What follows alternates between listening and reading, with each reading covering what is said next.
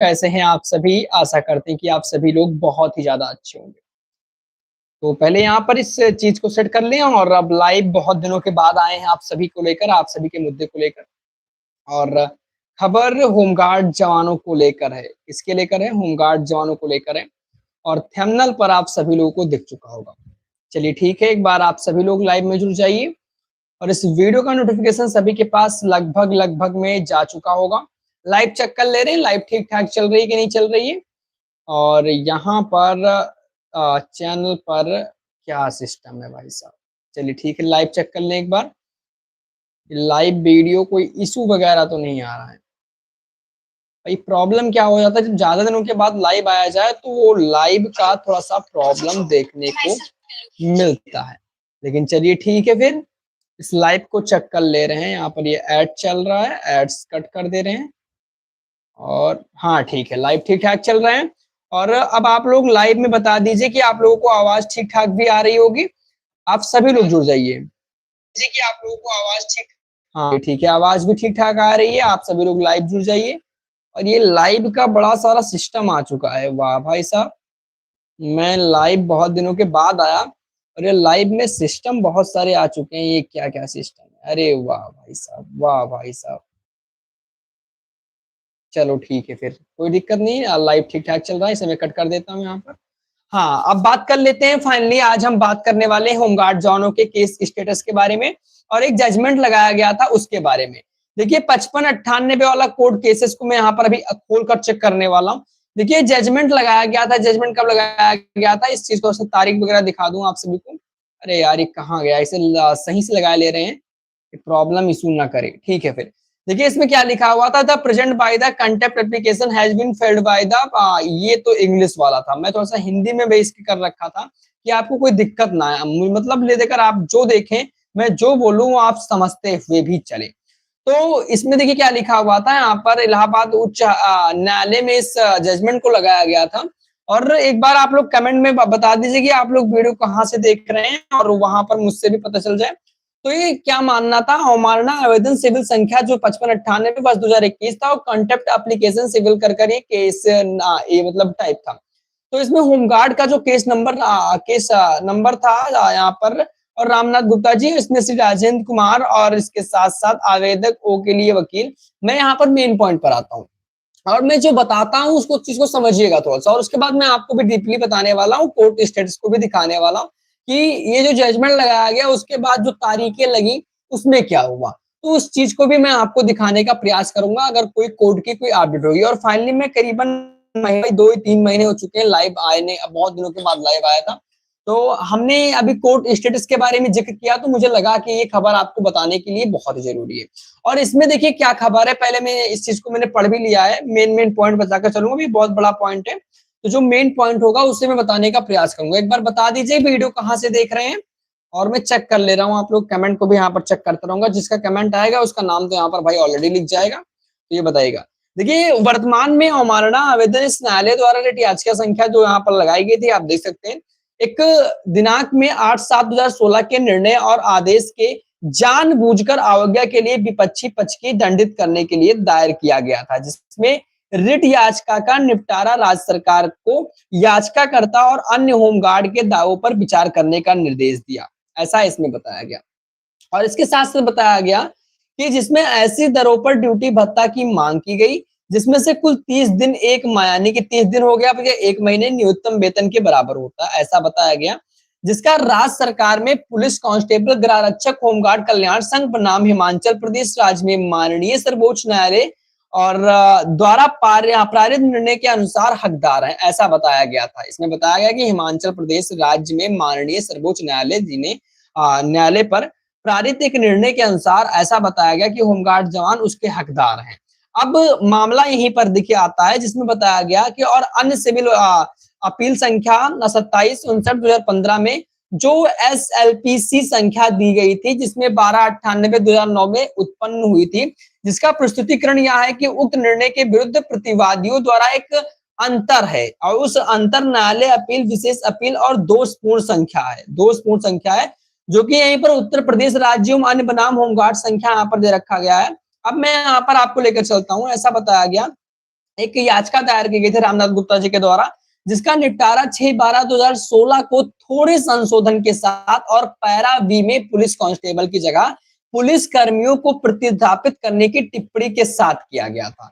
अब जिसके ऐसा होता है जिसके विरुद्ध एसएलपी संख्या जो दे रखी है यहाँ पर आप देख सकते हैं 2264/2017 दायर की गई, जिसे इस टिप्पणी के साथ खारिज कर दिया गया था। अब उच्च न्यायालय के निर्णय से पहले होमगार्डों को बकाया वेतन का दावा करने का सक्षम बनाने वाला कोई आदेश नहीं था, लेकिन ऐसा बताया गया कोई आदेश ही नहीं था। इसके बाद 24 सितंबर 2019 को सरकारी आदेश जारी किया गया, जिसके तहत आवेदकों को स्पेशल अपीलेट बेंच से फैसला की तारीख फायदे दिए गए और मिनिमम बेस सैलरी 18,000 रुपए करने का निर्देश दिया गया। अब इसमें क्या होता है कि आवेदक के वकील का कहना है कि रिट कोर्ट के आदेश का पूरी तरह से पालन नहीं किया गया है, खासकर तब जब तारीख की तरह लिखी गई थी, तब इस तारीख पर लिखी गई। होता क्या पे लिखा हुआ है, बता दे रहा हूँ, 6/12/2016 में होने वाला कोई आधार नहीं है, ऐसा इसमें बता दिया गया। जब चेक किया गया तो 6/12/2016 का होने का कोई आधार ही नहीं था, जबकि जो एप्लीकेंट्स को 8/7/2016 का से ही मिल जाना चाहिए था, ऐसा बताया गया। अब यहाँ पर तारीख देख लीजिए 8/7/2016 और 6/12/2016 ऐसा बताया गया। अब यानी विद्वान सिंगल जज के फैसले की तारीख से जो माननीय सुप्रीम कोर्ट द्वारा कंफर्म किए गए थोड़े बदलाव के साथ ही सही रहा। और दूसरा बात आरटीआई एक्ट होता है जो कि 2005 के तहत 10/10/2024 की जानकारी फिर से ध्यान। अब आरटीआई एक्ट क्या होता है, आरटीआई एक्ट के बारे में मैंने आपको जानकारी दी भी थी। और आरटीआई एक्ट ऐसा होता है कि राइट इंफॉर्मेशन एक एक्ट लगाया जाता है, जिसके तहत एक मतलब उस चीज की जानकारी को लेकर आरटीआई एक्ट लगाया जाता है। और उसी में आपको जानकारी दोबारा मांगी गई, जिनका जानकारी फिर से ध्यान दिलाया गया। और पुलिस वालों की मिनिमम बेस सैलरी 18,000 रुपए नहीं बल्कि 21,700 रुपए थी। अब यहीं पर मामला क्या हुआ, कोर्ट में कहा गया कि ऐसा है कि होमगार्ड जवानों को, यहाँ पर एक पेपर का मैं यूज कर लेता हूँ। मान लीजिए कि अगर मैं आपसे कहूँ कि आपको ए के बराबर आपको 18,000 रुपए सैलरी 2021 मतलब 2022 की अगर करें तो 2022 में मान लीजिए कोई फैसला था कि आपको पुलिस जवानों के बराबर वेतन दिया जाएगा। अब उस समय पुलिस जवानों का 21,700 रुपए वेतन था, लेकिन आप क्या करते हैं 18,000 रुपए लागू कर देते हैं। और क्या होता है, फैसले में ये बताया गया कि पुलिस जवानों के बराबर वेतन, पुलिस कांस्टेबल के बराबर वेतन दिया जाएगा। लेकिन उस समय यही चीज गलती यहाँ पर किया गया, जिसका आरटीआई एक्ट दिया गया, तो जिसमें ये साफ साफ निकल कर आया।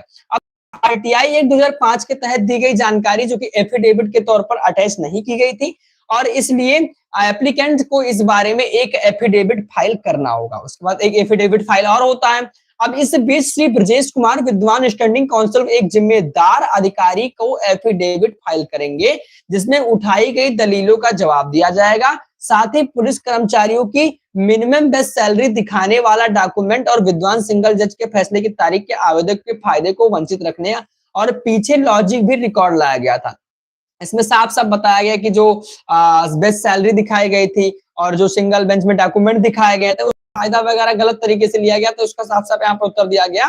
अब इसमें श्री ब्रजेश कुमार ने बार में बयान दिया कि 17/11/2025 को एक सप्लीमेंट्री और कंप्लायंस एफिडेविट फाइल किया गया था, जो रिकॉर्ड में था ही नहीं। अब ये देखिए मामला क्या हुआ, 17/11/2025 में मामला था। मतलब ये होमगार्ड वाला केस का मामला जब पूरा मतलब ब्यौरा निकल कर आया, तो इसमें अलग अलग तरीके से चीजें खुलने लगी। तो मैं आपको सोचने में, मैं सिंपल भाषा में बता रहा हूँ, कोई यहाँ पर नहीं है।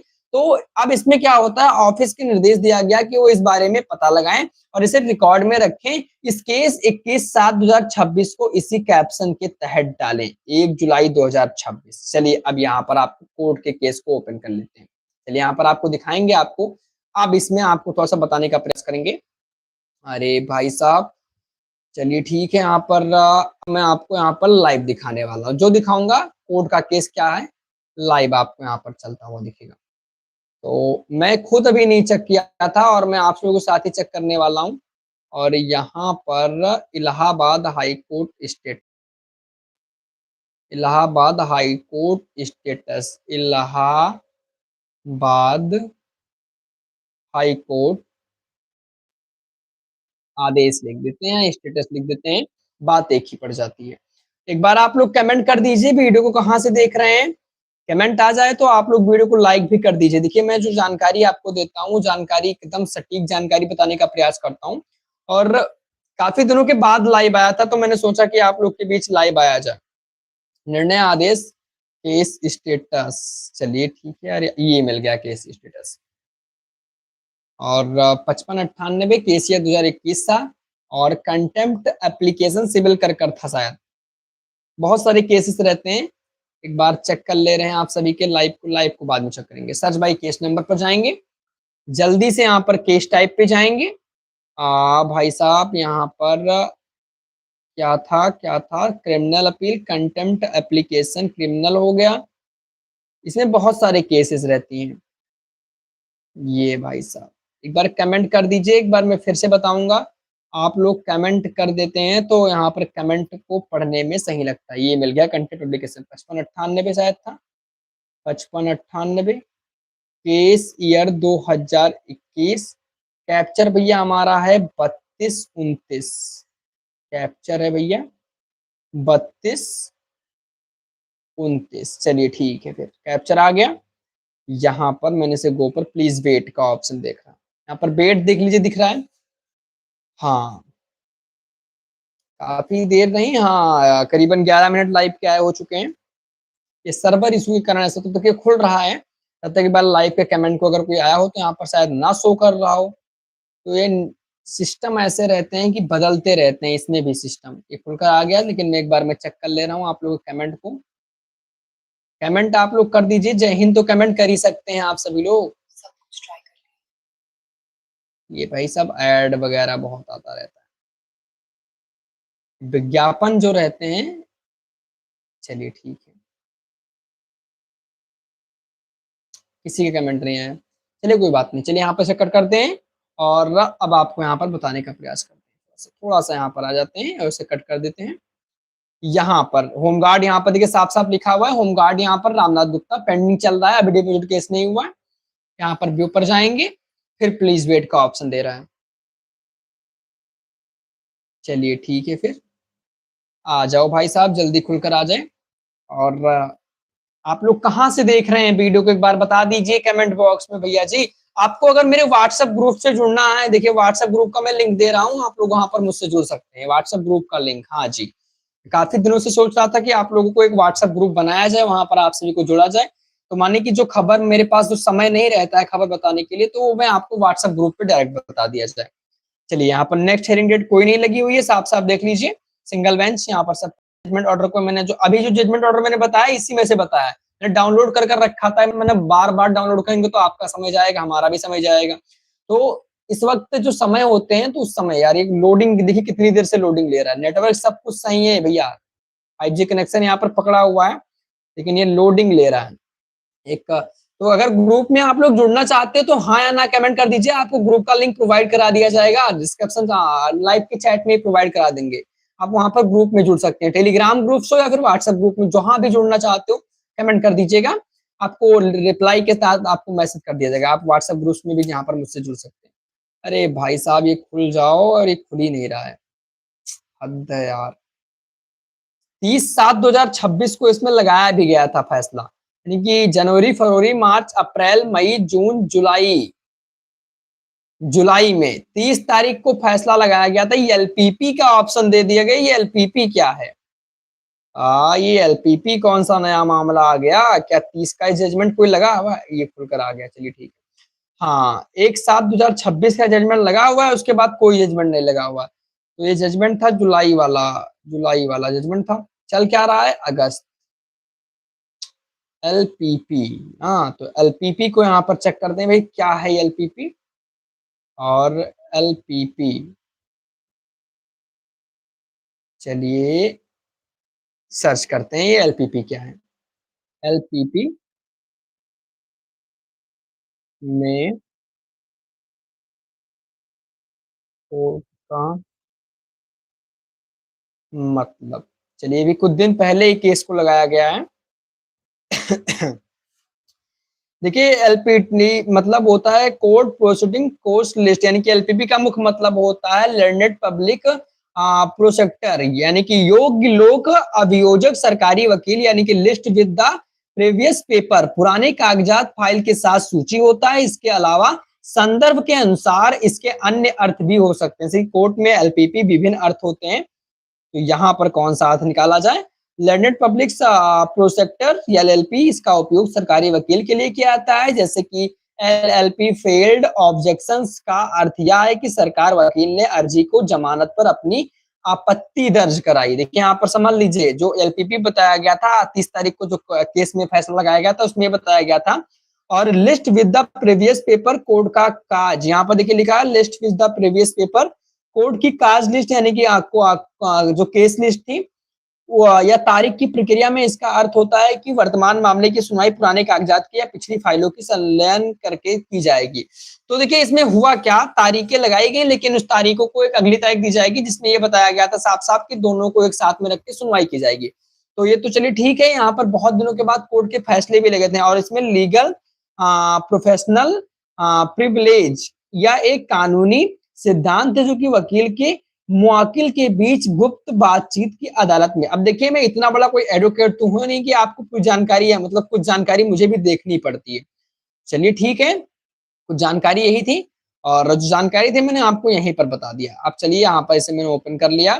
तो अब एक बार छोटा सा रिक्वेस्ट करेंगे, अगर आप कमेंट करना चाहते हो कमेंट कर दीजिए। आपसे एक बार फिर से बताना चाहते हैं, आप व्हाट्सएप ग्रुप पे जुड़ना चाहते हो तो एक बार कमेंट कर दीजिए, लिंक मैं प्रोवाइड कर दूंगा। इसी वक्त लिंक आपको यहाँ पर मिल जाएगा या आपको व्हाट्सएप ग्रुप का लिंक मिल जाएगा। तो चलिए देखते हैं भाई क्या सिस्टम है लाइव का, आप लोग क्या लाइव में कोई कमेंट वगैरह आया हुआ है। और यहाँ पर व्हाट्सएप ग्रुप का लिंक चलिए प्रोवाइड करा दे रहे हैं जितने लोग जुड़े हुए हैं। सोनी स्टडी न्यूज कर व्हाट्सएप ग्रुप है, ऑलरेडी चल रहा है हमारे यहाँ पर व्हाट्सएप चैनल पर। मैं आपको यहाँ पर जोड़ने की प्रयास करूंगा और यहाँ पर मैं सर्च करता हूँ, शायद आ भी जाए। आप लोग भी सर्च करेंगे तो आ ही जाएगा। चलिए ठीक है, सोनी स्टडी न्यूज आ जाए भाई साहब, शायद यहाँ पर लिंक में आपको थोड़ा लोग यहाँ पर भी मुझसे जुड़ सकें। नहीं आ रहा है शायद, चलिए ठीक है कोई बात नहीं, मैं आपको लिंक अभी प्रोवाइड करा दे रहा हूँ। एक बार लाइव के कमेंट को मैं चेक कर ले रहा हूँ, उसके बाद यहाँ पर आपको जो होगा आपको बताया जाएगा। तो खबरें तो भाई जो मैंने आपको बता दिया जो खबर थी, और चलिए ठीक है, किसी का कमेंट वगैरह अभी तो बहरहाल नहीं आ रहा है और इसे मैं ओपन कर ले रहा हूँ।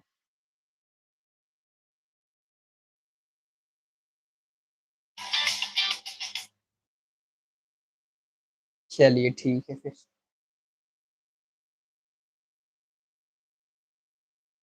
तो अगर आप जुड़ना चाहें व्हाट्सएप ग्रुप में तो बता दीजिए एक बार आप लोग से, यार मैं राय पूछता हूँ तो आप लोग नहीं बताते हैं।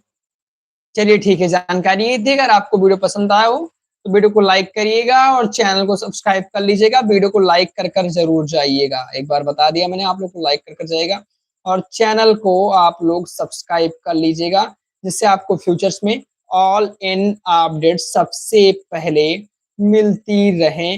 और आप मेरे अगर किसी भी सोशल मीडिया अकाउंट पे जुड़ना चाहते हो, सोनी स्टडी आपको ऑल अपडेट सबको पहले देगा। तो आप मेरे कहीं भी जाइएगा और अपडेट यहाँ पर मिलता रहेगा। सोनी स्टडी न्यूज कर लीजिए, लिख करिएगा आ जाएगा। और आपको अपनी जानकारी दे दूं, मेरा नाम है सौरभ मिश्रा और आपको ऑल इन अपडेट देने का प्रयास करता हूं। और कभी कभी देर हो जाता है तो इसलिए कहता था व्हाट्सएप ग्रुप में जुड़ जाइए, वहां पर भी आपको जानकारी मिलती रहेगी। मिलते हैं अपने किसी नए वीडियो में, तब तक के लिए जय हिंद, वंदे मातरम।